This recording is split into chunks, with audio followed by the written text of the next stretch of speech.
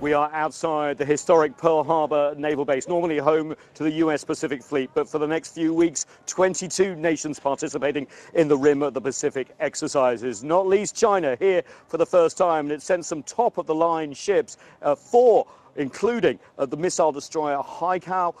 It is armed with Aegis-style missiles which compete with US technology, but also 360-degree radar. There is also a frigate which is also armed. We have a hospital ship which will concentrate on humanitarian and disaster relief, the Peace Ark, as well as a supply ship, one of the main contributors here. There has been some criticism here in the US about inviting China at a time of differences between the US and China over the East and South China Seas. There's also been some criticism about China showing off Chinese technology under the eyes of the Americans. But this is really about cooperation, not competition.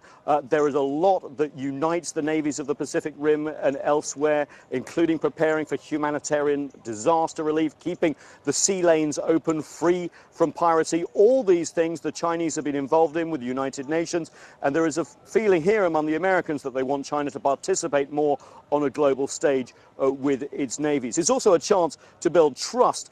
Remember, these exercises don't happen overnight, and with 1,100 sailors and officers, the Chinese are one of the largest contingents. They'll get to know a lot of their American counterparts. They've already had sporting games with each other as well. And the feeling is, despite the distrust when it comes to strategics in the East and South China Sea, there can be a building of cooperation and more lines of communication, not just at the top level, but at the lower ranks as well.